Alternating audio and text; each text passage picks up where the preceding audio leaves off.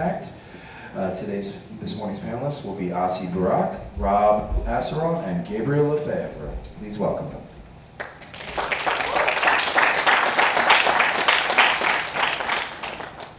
Hi, good morning.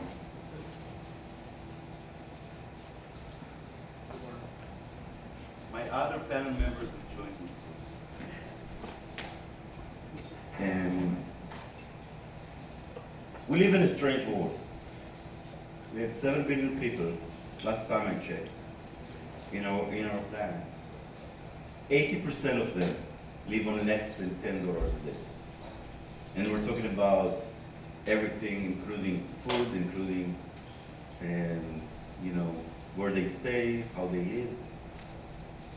We have more than a third of the world's population living on less than $2 a day. Same time, we have those kind of people. Do you know who she is? Any guess? Oh, it's Kim Kardashian. Even in Games for Change, we can get the right answer. Kim Kardashian got married. It was, I think, more than a year ago. Someone knows how long it lasted? 72 days. It cost $17.9 million to arrange, and it was a lot of sponsorship and revenue. The ring itself was $2 million. So that's kind of the gap that we're having. Then you could ask me why, 9 a.m. I'm putting all those stats and metrics and what it has to do with us. This is the reality also in terms of our profession. Whether we're designing, whether we're responsible for marketing products and services, for funding them, making research on them, most of what we do, and this is a quote of Dr. Paul Pollack, a social entrepreneur, most of what we do is targeted at the Kim Kardashians of the world and the West, and not on the people that live less than $10 or $2 a day. Something I'm using a lot is this kind of cliche quote from Spider-Man. There is a big internet debate if the original quote actually came from FDR and not from Uncle Ben. But the real speech that FDR did was never recorded, so it's still undecided. But in any case, the idea that if we are sitting here and we say that games that have this incredible power and are quickly becoming the most dominant medium of our day, then there must be a way that we exercise some responsibility and use it in different ways than it's used today. It doesn't mean that we're going to replace the entertainment industry. It just means that how do we get this balance better and reach more people that need real help, whether it's directly reaching them or reaching people in the West that could help them. This is to me the motto of Games for Change. And how many of you heard Ian Bogost yesterday? So I must respond. And I love Ian and I love the talk. And the one thing I want to say is that not only that I don't think it's the end of what we're doing, I think it's the beginning. It's actually, I would say, the opposite. We need patience, because for documentaries, it took 30 years to get to the place they are today. That some documentaries are household names, and you go to a theater to watch them. Comic books, it took them 50, 60 years until Art Spiegelman wrote Mouse and won the Pulitzer Prize. And suddenly we have graphic novels. The name of the genre has changed. So, what is 10 years? I mean, we don't have yet a Steven Spielberg that is doing the Schindler's List and Lincoln. We don't have Ben Affleck winning the Oscars for a movie like Argo. We're really at the very beginning. I think as Games for Change, me personally, but obviously the whole team and all our partners, had the huge privilege to be part of Up the Sky, because I think it's one of those projects that is one of those pioneers in really being that ambitious and large scale about social change, but also trying to be mainstream and trying to think like a blockbuster as much as we can in our early stage. Up the Sky is a movement. It's a transmedia project but it's also a movement around empowerment of women and girls around the world. A lot of it is in developing countries, but it's not only in developing countries, it's also in the US. And the people behind this initiative are Nicholas Kristof and Cheryl Woodan, both of them Pulitzer Prize winning authors. And After Sky started with a book that I'll show you in a minute. And their basic claim is that this is the biggest challenge, the biggest moral challenge of the 21st century. We dealt with slavery, we dealt with totalitarian regimes. They say that gender equality is the challenge of the now. And dealing with it is not only helping women, it's solving a whole country problem. If you get 50% of your population being effective and taking part, you're improving every aspect of a nation's life. So as I said, it started with a book, and it became a bestseller. It was at times the #1 on the New York Times best-selling list. It's a non-fiction book, not an easy read, a lot of very tough stories, but the motto is that as much as we have talked about oppression, we also have very, very interesting stories, very compelling stories about empowerment and about opportunity. We have people that are doing it because they are starting NGOs, but we also have incredible stories about women that themselves were in a very tough position. Not only that they rescued themselves or got out of this situation, they actually started to be social entrepreneurs, they started to be leaders and role models that helped other women and girls face the same situation. The book turned into a TV series. It was on PBS in October. It's an award-winning series now. It was watched by millions of people, and it's now going to over 100 countries around the world. The idea of getting celebrities in, like Eva Mendes and Meg Ryan and Diane Lane and others like George Clooney, the idea was that the way Nick Kristof and Cheryl Woodan think about it is if we want to get to people beyond the converted, we have to treat it like entertainment. And celebrities are a great way to connect you to it. So while Kim Kardashian unfortunately didn't contribute any of the money she made at her wedding to social causes, there are many celebrity activists that are doing so. And Nick Kristof is working with them, and he believes that they're the eyes for many of the audience that he's trying to reach into those programs. And then Nick Kristof and Cheryl Woodan came to us, and the origin of it was a Games for Change Festival in 2009. Nick Kristof was a keynote, and like many other keynotes we had in the past, it got him really excited about this for some reason, and he said, I want you guys to executive produce a game. For Games for Change, it was a tough thing to consider because we're not a studio, and we never made games, but Michelle Bird, my partner, and myself thought it's an amazing opportunity. It's a high-profile project. It's a part of a bigger story, bigger transmedia project. It's at the heart of the mission of the organization, and can we use it almost like a demonstration project? And it took us 3 years to get to where we are now, including the idea that there was no funding. So Nick Kristof and Cheryl Woodan didn't come to us and said, oh, we have $3 million to produce this game. They had nothing. And at that time, even the TV series was just an idea. So what we did, and this is a methodology, I'm not going to talk too much about it, but you can find more about it on our site and SlideShare. This is a methodology that was developed with Eline Media, already back in the time when Alan Gershenfeld was the chair of Games for Change. And the idea of this methodology, and this is the place we were in when we were approached, but the place that many nonprofits and other organizations are facing when they come into a game project. You have to think like a publisher. No one is going to publish this game for you. So creative is not enough. And you know how many times people come to us in Games for Change sending emails and say, oh, I have this incredible idea for a game, and it's going to be amazing, and it's going to be a mobile game. And we're like, wait, let's go back. Why is it a mobile game?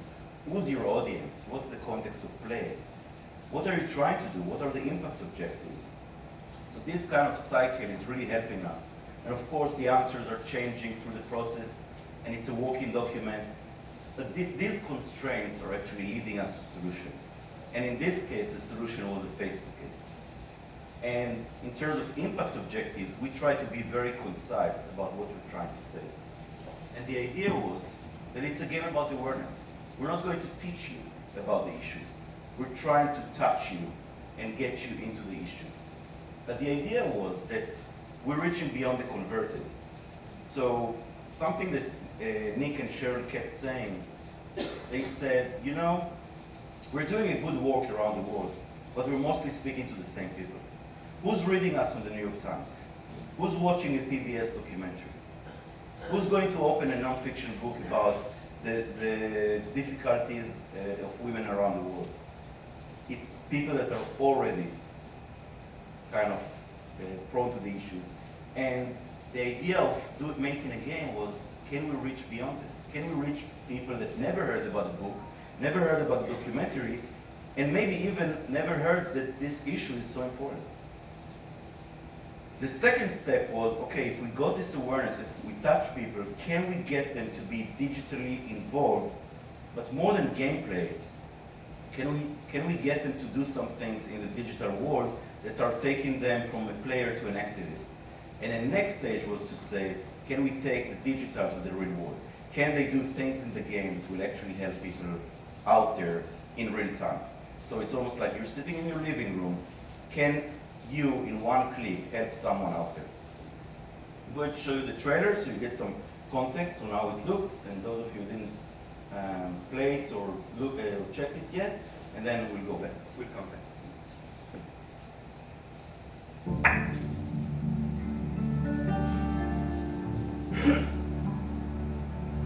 Join the global movement to empower women and girls.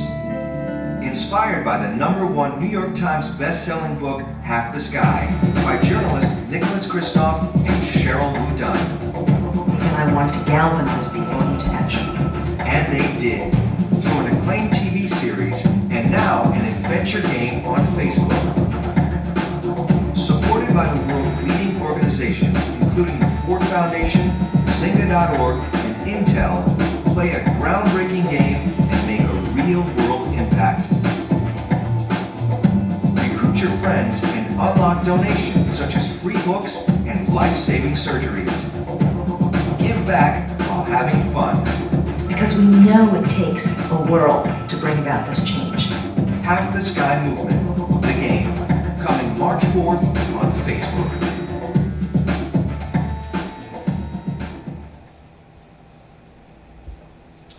So we're now 3 months or so after the launch of the game. I want to show you some metrics and where we are now. And again, in a life of a game, that was also something we needed to educate our stakeholders. It's not a TV series that is shown one time. It's a game that can now live for years. And we're only after 3 months. This is something very interesting.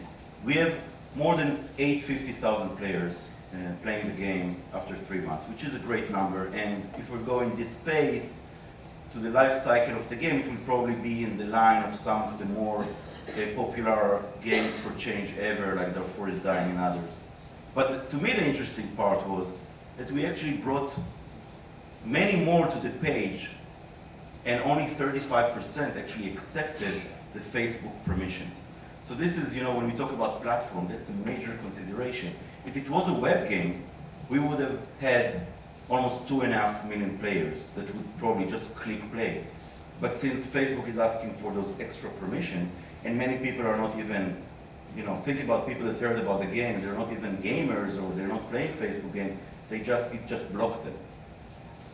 In terms of total donations in 3 months, $340,000, which includes individual donations and sponsor donations. The number of books, so this is something very interesting we did. We were very concerned with our partners that we're going to depend only on people paying money and have to kind of carry the whole burden from their own pocket. So what we did, we went to two sponsors, corporate sponsors, One is Johnson & Johnson, that is doing the surgeries, and the other is the Pearson Foundation that is doing the books. The surgeries go to the Fistula Foundation. These are life-changing surgeries. And the books go to Room to Read, that is all about distribution of books to women and girls in need. And they each contributed $250,000. So together it's $500,000 that the players are triggering through the game. The books are triggered because they reach a certain point. The surgeries, you have like a health meter that you see where you need to get in terms of points. So many of you know the game Free Rise. It's kind of an advanced version of it in terms of those sponsored donations. And people are triggering those donations every day.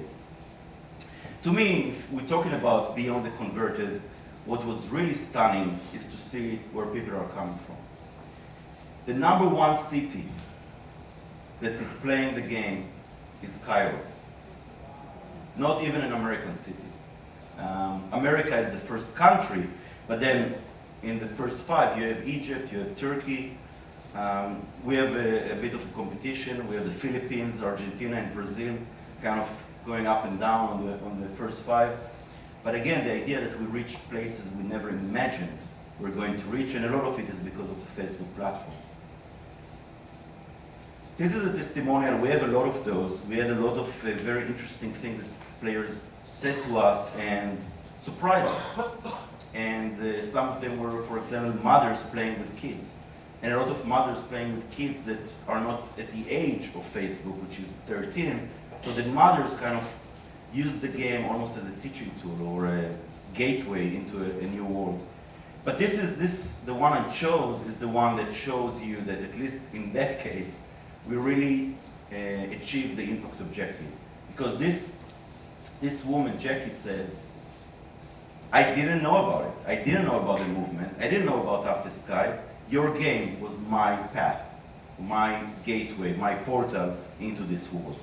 And the last sentence is also great about reaching across the globe and into our living rooms. So the whole idea that she's really almost phrasing better than us what we try to achieve. So what I'm going to do in the second part is quickly talk about what went well and what went wrong, because we want these 2 hours, those sessions, to be pretty transparent in terms of, we're Games for Change, we're the non-profit that is behind this whole movement. If we're not going to share lessons, then nobody would. And we feel that it's almost like our responsibility to say, and you'll hear it from the other speakers as well. What went well, I think, is the idea of the partnerships. It was a lot of work. I won't say for a second, sometimes we looked at each other and we said, how did we did this crazy coalition of partners? It's crazy to manage it. And we're talking about funders, public, private, government, NEA. We're talking about 7 NGOs that are not only partners on the content, they're also the beneficiaries of the donations. So 80% of the money goes directly to them. And we're talking about the 2 sponsors. And the partnership not only got this project credibility and outreach, to me it was also about multiple perspectives. I learned so much from the process of just, hearing from all those partners, and each one with his own sensitivities, but also his own ambition and his own vision for it. And it was fascinating. The lesson number 2 was the commercial level. This is something we really, I think, did pretty well, was the idea that we reached out to a commercial developer. That was actually a recommendation by Facebook. We went to Facebook, we worked with them on this project. They gave us a short list of like 6 of the developers of the hour, the ones that they think are the hottest and we should check out, and we chose one of them through an RFP. And I think that brought us also to Zynga, because when we had this commercial developer, Frima, that you'll hear from later, we went to Zynga and it was like, okay, this game has a chance. It has a commercial level developer that did a lot of things on Facebook. And then when we went to Zynga, in a very kind of process that built trust with them, we got them to help in distribution. So it started with advice, it ended up in something like this. So what you see in the top of the screen is called the Z-bar. It's all the Zynga games. When you play a Zynga game, you would see 20, 30 other games up there. just putting this small icon there, of Half the Sky, got us 10,000 new players a day for the period that was up there. So it's not even about, when you have hundreds of millions of players you engage with every month, like Zynga, even something as small as this could make a huge difference for us. Lesson number 3, marketing. We raised money for this project, 60% for the development, 40% for marketing. And that allowed us to do celebrity events, so almost like we're launching a commercial product, entertainment product, with Olivia Wilde. Maria Shriver hosted the Los Angeles version of it. We've been on media because we hired an amazing press agency that helped us to push it out there. So it was in prime time and CNN, Piers Morgan, and the Today Show and other places. In press impressions, we got to 500 million press impressions, which, you know, people might not have played the game, but they heard about its existence and it intrigued them. And the last part was engaging the celebrities beyond just the parties. So this is Ben Affleck on Twitter, mere days after he's winning the Oscar, and kind of saying, oh, you guys have to play after game, which was our Twitter handle. And we had Barbara Streisand and others doing the same. What went wrong? So this is how I'll conclude. The first thing I think was the idea of product versus service. We knew very well that we were making a service, that we're actually making a game that needs to last beyond launch, and we can't invest everything before. But as much as we kept saying it, we made a mistake that many others do, and I feel that we invested much more before launch than we should have done after. And it's very tempting, you get feedback. Zynga did a beta company beta for us and gave us an amazing report, and we were just tempted to fix and fix and fix so we get the perfect thing out there. But again, I don't think it's the way to go. The second thing, we were late for Facebook. I showed you great stats, but I think that if it was 2-3 years earlier, they were probably 4 times higher, because Facebook was at the peak. The policies on Facebook were much looser, and we could have a viral growth that is much more significant. So it's almost like we hit the platform, and a lot of it was because it took us so much time to raise the funding for it. We hit the platform not at its peak, but actually in its decline, at least as far as those type of games are concerned. The last one, alignment of stakeholders. So I told you about the pain of so many stakeholders. How many of you know about the Harlem Shake? That was our situation a month before launch. People got anxious. The topics are sensitive. We're using their content. They were scared. They started like making all kind of crazy comments, and we had to manage it in after the fact rather than be prepared. Being prepared is really to align stakeholders at the beginning and educate people about what you're doing and about games, and not talk only about this project, but explain to people about other projects. And we kind of assume that it's going to be fine, but again, looking back, I would do it right from the beginning. Thank you guys, and you'll hear from my colleagues, and then we'll come all to do some Q&A. Thank you very much.